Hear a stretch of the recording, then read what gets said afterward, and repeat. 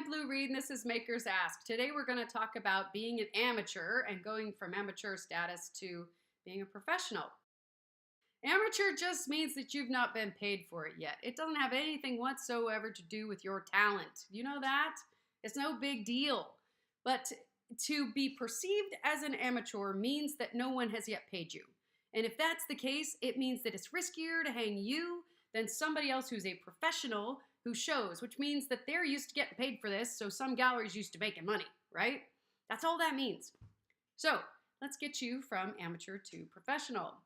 Okay, here's how to look like an amateur.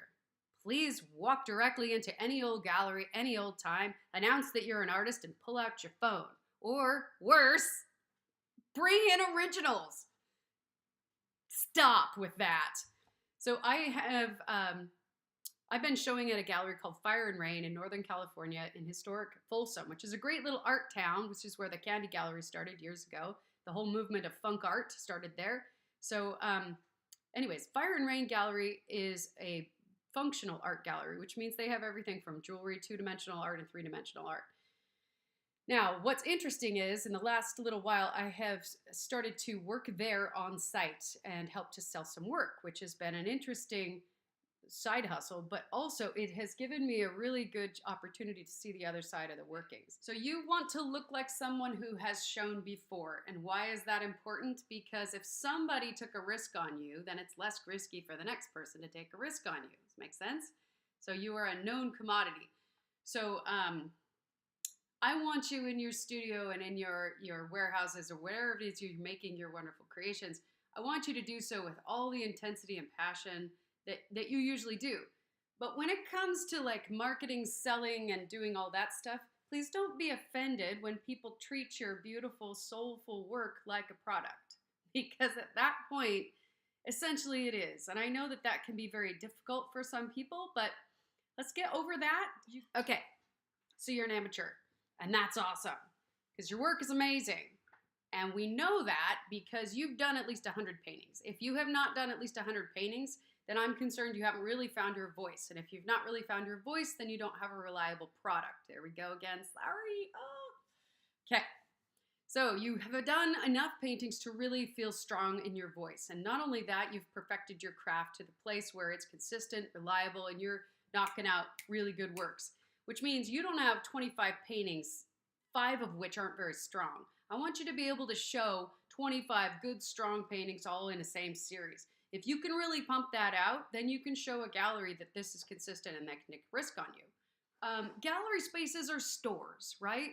And so I know that a lot of artists are very upset about 50% and up commissions, but let me tell you guys, if you're concerned about that, it's because you're either not aware or you're not in a good gallery. But if you are aware that these people are working really hard for you, then we got to pay them, because that's what keeps those doors open. And that wall space that your piece is on, or that, you know, stand that your sculpture is on or something, and those people behind the counter that are talking so well about you, those things cost money.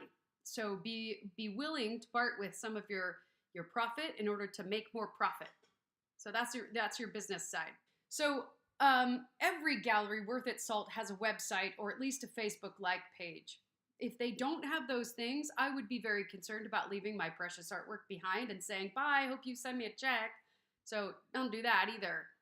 Let's say, for instance, you're shopping for a gallery to support you and you want to become a part of their gallery. How did you determine that that's the gallery you want to go for?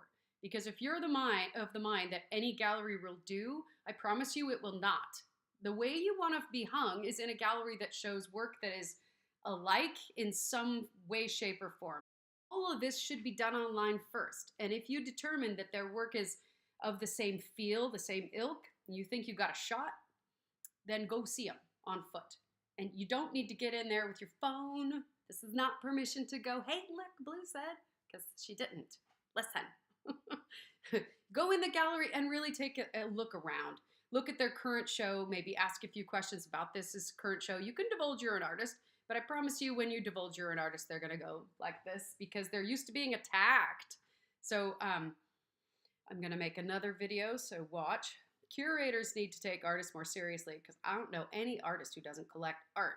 So don't need to be snobby to the artists. I think that's really important. But if you get snubbed, you don't take it too personally. It's because curators are attacked by artists daily, every single day.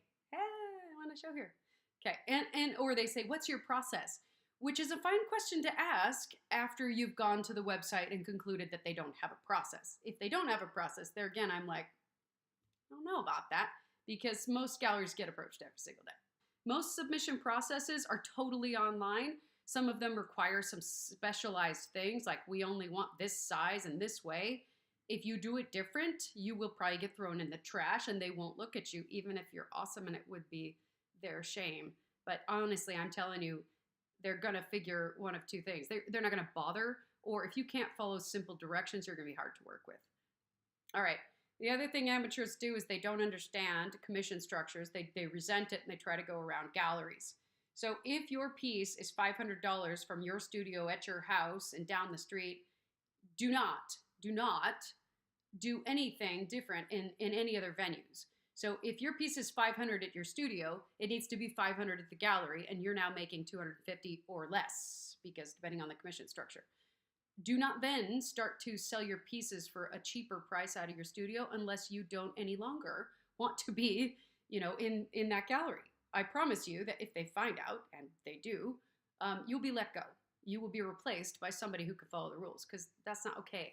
Likewise, if you have a client that is interested in a piece that is currently hanging in a gallery, you're supposed to send them to the gallery to buy it. Yes, the gallery is not a storage place. You need to go send them. And doing that kind of thing will really build rapport with the gallery, and they're the people selling your work. This is a good thing. You want to treat those people in the gallery like they're an important relationship in your life. Be good and kind to those people. And if you don't like them, if you don't like their practice, it's time to go find another one, right? So you want a win-win. Okay, one other thing. Please don't treat your curator like she's really lucky to have you. This prima donna artist thing doesn't tend to work very well. And these days, with such a global community, honestly, you can be replaced if you're going to be snotty. So be a joy to work with. Be there on time on the day you say you're going to drop your work off, and be pleasant. If you have a problem, always bring it to them. They're almost always going to be happy to work it out and fix it for you. These are business professionals for the most part. Most commission checks for your commission side after a piece is sold is not going to be given to you that day unless you've made some special arrangement with the gallery. Your commission check is going to be 30 days after the sale, maybe within 45 days, something like that. And if you've not signed a contract before you've dropped off your work, then I've taught you nothing.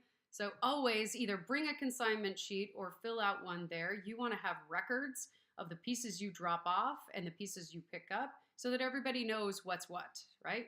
And then know those commission checks are not going to be, right there. And that gallery may not call you to tell you that the piece sold either. You may just get a check in the mail.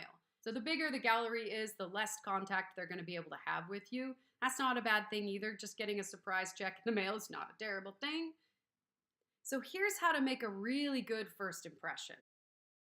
So once you've determined that you think that they would benefit and you would benefit, then go to their website and click the part that says submissions or artists or about or any of those sections. And it will clearly state, I promise you, it will clearly state how to submit. Some of them are as easy as email me some samples. Easy. Other ones have a very rigorous way to do it. And if you do it incorrectly, you will not get looked at. If their stable is full, stable of artists is full, then that's what it means. They're full. Don't bother. Okay. But keep checking. That status can change. And they do love to see art. It's not that they're excluding you. They really have this booked out for 2 to 5 years. So don't bother. Smaller galleries, new galleries, you got a better shot there. Okay. So if you are actually in a gallery somewhere and you are paying them a commission structure of 50% up to 90%, you're not going to want those other artists taking away valuable time from the other customers and buyers and potential buyers that are in the gallery. So please be respectful of the time. Those curators and the sales crew that is there to sell the work of the artists that have gotten in that gallery. But you're not going to be that person. The minute you walk in and try to bother a curator unannounced like that, you've already been labeled as an amateur. And again, amateur means nobody's taking a risk on you, right? Even if you've never done a show and follow the submission process, if they like your work and if it's going to work for an upcoming show, they've got a landscape show and you do landscapes and you're fabulous, they're so excited, they will call you. I promise. So I want you to know that gallery curators and owners do love to see work, but be respectful of their time, okay? Okay, I hope this was helpful. Please comment below if you have any other questions you'd like me to answer. And again, this has been Makers Ask, and I'm Blue Reed.